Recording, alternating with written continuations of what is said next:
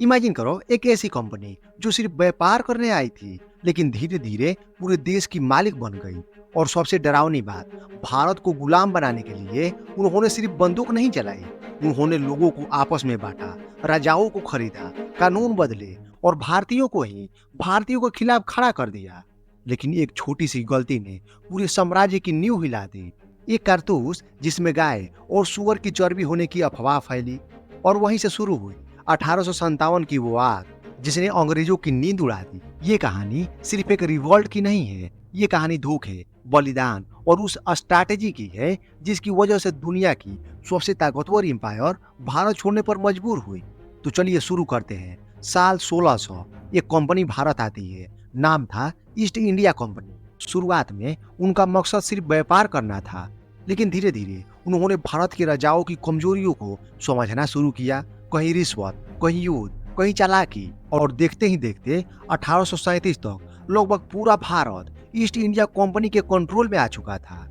कुछ जगहों पर वो सीधे राज करते थे और कुछ जगहों पर राजा के नाम के थे, लेकिन फैसले अंग्रेज लेते थे। अब अंग्रेजों को एक चीज समझ आ गई थी, अगर पूरे भारत पर कब्जा करना है तो सेना बहुत बड़ी चाहिए। लेकिन इतनी बड़ी संख्या में अंग्रेज सैनिक भारत लाना आसान नहीं था, तो उन्होंने क्या किया, भारतीयों को ही अपनी सेना में भर्ती करना शुरू कर दिया। और यहाँ अंग्रेजों के दो बड़े फायदे मिले। पहला, भारत में गरीबी और भूख बहुत थी, लोग कम पैसे में भी सेना ज्वाइन कर लेते थे। दूसरा, भारतीय सैनिक भारत की जमीन, रास्ते और लोगों को अच्छी तरह जानते थे, लेकिन अंग्रेज भारतीयों पर भरोसा नहीं करते थे। इसलिए भारतीय सिर्फ सोल्जर बन सकते थे, ऑफिसर नहीं। पावर सिर्फ अंग्रेजों के हाथ में थी। अब सोचिए, एक तरफ अंग्रेज किसानों की जमीन छीन रहे थे और दूसरी तरफ उन्हीं किसानों के बेटे को सेना में भर्ती कर रहे थे। यहीं से अंदर ही अंदर घुसा बढ़ने लगा। लेकिन असली खेल अभी बाकी था। 1848 में भारत आता है लॉर्ड डलहौसिया, और आते ही वो एक ऐसा नियम लाता है जिसने कई राजाओं की नींद उड़ा दी। नाम था डॉक्ट्रिन ऑफ लैप्स। रूल बहुत सिंपल था, अगर किसी राजा का बेटा नहीं है तो उसके मरने के बाद उसका राज्य ईस्ट इंडिया कंपनी का हो जाएगा, चाहे उसने किसी बच्चे को गोद लिया हो। अंग्रेजों को फर्क नहीं पड़ता था, और इसी रूल का इस्तेमाल करके अंग्रेज एक एक करके कई राजाओं पर कब्जा करने लगे। सतारा, झांसी, नागपुर सब उनके निशाने पर आ गए। और फिर आती है झांसी की रानी महारानी लक्ष्मीबाई। उनके पति राजा गंगाधर राव की मौत हो गई। उन्होंने एक बेटे को गोद लिया, लेकिन डलहौसिया ने कहा ये राजा नहीं बनेगा, और झांसी अंग्रेजों के कब्जे में चली गई। रानी लक्ष्मीबाई उस समय शांत रही, लेकिन उनके अंदर जो आग लगी थी वो आगे चलकर अंग्रेजों के लिए तूफान बनने वाली थी। लेकिन सिर्फ राजा ही नाराज नहीं थे, आम लोग भी गुस्से में थे। क्यों? क्योंकि अंग्रेज सिर्फ राज नहीं कर रहे थे, वे लोगों की परंपराओं और धर्म में भी दखल देने लगे थे। क्रिश्चियन तेजी से फैलाए गए, धर्म परिवर्तन बढ़ने लगा। फिर अंग्रेजों ने ऐसे कानून बनाए जिससे लोगों को लगा कि उनकी संस्कृति खतरे में है। Window remarriage act, general service enlistment act और कई ऐसे फैसले जिनसे समाज में डर और गुस्सा दोनों बढ़ने लगा। लेकिन 1857 में कुछ ऐसा हुआ जिसने पूरे देश में विस्फोट कर दिया। एक नई रिफिल लाई गई, इनफिल्ड रिफिल। इसकी कार्टिज को इस्तेमाल करने से पहले मुंह से काटना पड़ता था, और अफवाह फैली कि उस कार्टिज पर गाय और सुअर की चर्बी लगी। अब सोचिए, हिंदुओं के लिए गाय पवित्र, मुसलमानों के लिए सुअर हराम। यानी एक कार्टिज ने दोनों धर्मों को अंग्रेजों को खिलाफ खड़ा कर दिया, और धीरे धीरे सैनिकों का घुसा बढ़ने लगा। 29 मार्च 1857 एक सैनिक आगे आता है, नाम था मंगल पांडे। वो चिल्लाता है, अगर आज नहीं जागे तो कभी नहीं जागोगे। और फिर वो अंग्रेज अफसर पर गोली चला देता है। पूरा कैंप हिल जाता है, अंग्रेज शौक में चले जाते हैं। मंगल पांडे को गिरफ्तार कर लिया जाता है और कुछ ही दिनों बाद फांसी दे दी जाती है। अंग्रेजों को लगा था कि उन्होंने एक सैनिक को खत्म किया है, असल में उन्होंने पूरे देश में आग लगा दी थी, क्योंकि अब कारतूस की कहानी पूरा भारत सुन चुका था और बस एक चिंगारी क्रांति बनने वाली। मंगल पांडे को फांसी दे दी गई, लेकिन अंग्रेज एक बहुत बड़ी गलती कर चुके थे। उन्हें लगा था डर फैल जाएगा, लेकिन हुआ उल्टा। अब हर सैनिक के मन में सिर्फ एक सवाल था, आज मंगल पांडे, कल शायद हम। और इसी डर ने गुस्से को और खतरनाक बना दिया। अब धीरे धीरे कारतूस वाली बात पूरे भारत में फैल चुकी थी। लखनऊ, अंबाला, मेरठ, हर जगह सैनिक अंग्रेजों के खिलाफ भड़कने लगे थे। लेकिन अंग्रेज अभी भी सिचुएशन को हल्के में ले रहे थे। उन्हें लग रहा था थोड़ा गुस्सा है, शांत हो जाएगा। लेकिन 24 अप्रैल 1857 को मेरठ में कुछ ऐसा हुआ जिसने इतिहास को बदल दिया। 90 सैनिकों को नए काटी इस्तेमाल करने को कहा गया, लेकिन 85 सैनिकों ने साफ मना कर दिया। अब अंग्रेज आग बबूला हो गए। उन्होंने सबके सामने उन सैनिकों की यूनिफॉर्म उतारी, हथियार छीने और 10 साल की सजा सुना दी। सोचिए, जिन सैनिकों ने सालों तक अंग्रेजों के लिए लड़ाई लड़ी, उन्हें हजारों लोगों के सामने अपमानित किया गया। उनके दोस्त ये सब देख रहे थे और अंदर ही अंदर गुस्से में चल रहे थे। फिर आती है 2 मई 1857 की वो रात, रविवार का दिन था। ज्यादातर अंग्रेज चर्च में थे और तभी भारतीय सैनिक जेल तोड़ देते हैं। उन 85 सैनिकों को छुड़ा लिया जाता है। फिर क्या था, पूरा मेरठ आग में बदल जाता है, जेल जला दी जाती है, अंग्रेज अफसरों पर हमला होता है, हथियार लूटे जाते हैं और पहली बार अंग्रेजों को एहसास होता है अब मामला हाथ से निकल चुका है। लेकिन असली मास्टर स्ट्रोक अभी बाकी था। विद्रोही सैनिकों ने फैसला किया, अगर लड़ना है तो दिल्ली चलेंगे, क्योंकि दिल्ली सिर्फ एक शहर नहीं थी, वो सिंबल थी, मुगल सल्तनत की आखिरी पहचान। और अगले ही दिन 11 मई 1857 को विद्रोही सैनिक दिल्ली पहुंच जाते हैं। दिल्ली में मौजूद भारतीय सैनिक भी उनके साथ जुड़ जाते हैं। अब अंग्रेज पर हर तरफ से हमला शुरू हो जाता है। गोदाम लूटे जाते हैं, हथियार कब्जे में लिए जाते हैं और कुछ ही घंटों में दिल्ली अंग्रेजों के हाथ से निकल जाती है। और अब वो सीधे पहुंचते हैं लाल किला में, जहां रहते थे 82 साल के बूढ़े बादशाह बहादुर शाह जफर। यहाँ एक बहुत दिलचस्प चीज होती है। बहादुर शाह शुरुआत में मना कर देते हैं। वो जानते थे अंग्रेजों से लड़ना आसान नहीं है, लेकिन सैनिक कहते हैं हमें एक चेहरा चाहिए, एक नेता चाहिए। और आखिरकार बहादुर शाह जफर तैयार हो जाते हैं। बस यहीं से पूरा खेल बदल जाता है। अब ये सिर्फ सैनिकों का विद्रोह नहीं रहा, अब ये बन चुका था अंग्रेजों के खिलाफ युद्ध। बहादुर शाह जफर पूरे भारत के राजाओं को चिट्ठियां भेजते हैं। मैसेज साफ था, अब समय आ गया है एकजुट होने का। और फिर पूरे उत्तर भारत में आग फैलने लगती है। कहीं सरकारी दफ्तर जलाए गए, कहीं अंग्रेज अफसर पर हमले हुए, कहीं जनता ने टैक्स देना बंद कर दिया। पहली बार आम लोग और सैनिक एक साथ खड़े हो रहे थे, एक साथ लड़ रहे थे। लेकिन यहाँ एक प्रॉब्लम थी, कोई प्रॉपर लीडरशिप नहीं थी, कोई एक मास्टर प्लान नहीं था।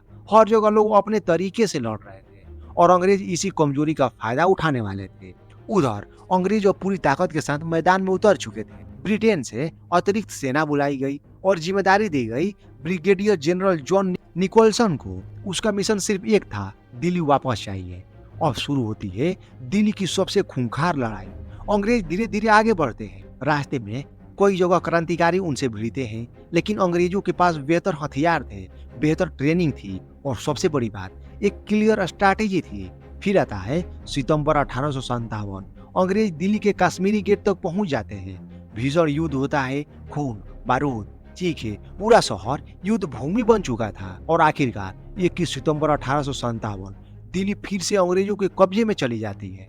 बहादुर शाह जफर गिरफ्तार कर लिए जाते हैं, उनके बेटे को मार दिया जाता है और उन्हें रंगूज भेज दिया जाता है। मुगल साम्राज्य का अंत हो चुका था, लेकिन झांसी अभी बाकी थी और वहाँ एक रानी अंग्रेजों को ऐसा जवाब देने वाली थी जिसकी कहानी आज भी सुनकर रोंगटे खड़े हो जाते हैं।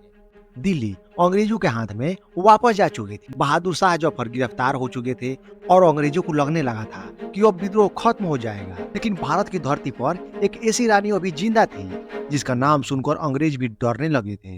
रानी लक्ष्मीबाई, झांसी की रानी, वो रानी जिससे अंग्रेजों ने उसका राज्य छीना, उसका हक छीना, लेकिन उसकी हिम्मत नहीं तोड़ पाए। अब यहाँ कहानी बहुत दिलचस्प हो जाती है। जब 1857 का विरोध शुरू हुआ तो अब झांसी में भी क्रांतिकारियों ने अंग्रेजों के खिलाफ बगावत कर दी। किले पर कब्जा, खजाने पर कब्जा और कई अंग्रेज मारे गए। फिर अचानक क्रांतिकारी झांसी छोड़कर चले गए और झांसी लगभग खाली हो गया। अब रानी लक्ष्मीबाई ने अंग्रेजों से कहा, झांसी को संभालने दो। अंग्रेजों को लगा रानी उनके लिए काम करेगी, लेकिन जैसे ही रानी को मौका मिला उन्होंने पूरा नियंत्रण अपने हाथ में ले लिया। सेना तैयार होने लगी, किले मजबूत किए गए और अंदर ही अंदर युद्ध की तैयारी हो गई। उधर अंग्रेज भी समझ चुके थे अब झांसी नहीं टूटा तो विद्रोह खत्म नहीं होगा। फिर आता है 23 मार्च 1858।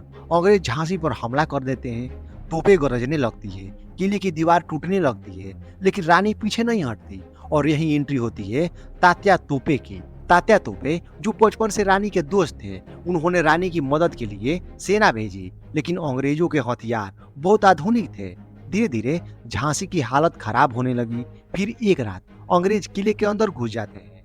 अब सोचिए, चारों तरफ दुश्मन, मौत सामने, लेकिन रानी हार मानने वालों में से नहीं थी। रात के अंधेरे में अपने बेटे दामोदर राव को पीठ पर बांधकर, घोड़े का नाम था बादल, उस पर बैठकर रानी किले से बाहर निकल जाती है। और ये सिर्फ भागना नहीं था, ये था अगली लड़ाई की तैयारी।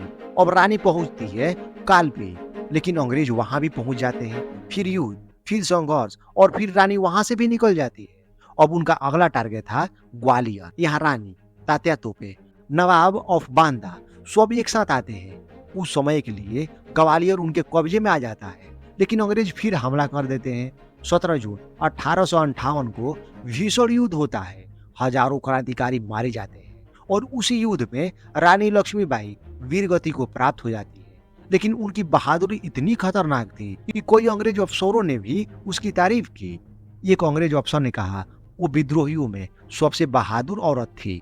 अब धीरे धीरे अंग्रेज पूरे भारत में विद्रोह दबाने लगे। कहीं लोगों को मार दिया गया, कहीं रिश्वत देकर शांत किया गया, कहीं राजाओं को अपने साथ मिला लिया गया, और आखिरकार 1857 का विद्रोह दबा दिया गया। लेकिन इसी विद्रोह ने अंग्रेजों को अंदर से हिला दिया था। उन्हें समझ आ गया था अगर भारतीय एक हो गए तो भारत पर राज करना नामुमकिन हो जाएगा। और यही अंग्रेजों ने एक नया गेम शुरू किया, डिवाइड एंड रूल। लोगों को धर्म में बांटो, जाति में बांटो, आपस में लड़वाओ। लेकिन इससे पहले अंग्रेज एक बहुत बड़ा फैसला लेते हैं। 1858 में ब्रिटिश गवर्नमेंट सीधे भारत की सत्ता अपने हाथ में ले लेती है। अब ईस्ट इंडिया कंपनी खत्म, अब शुरू होता है ब्रिटिश राज। यानी अब भारत पर सीधे ब्रिटिश सरकार राज करेगी।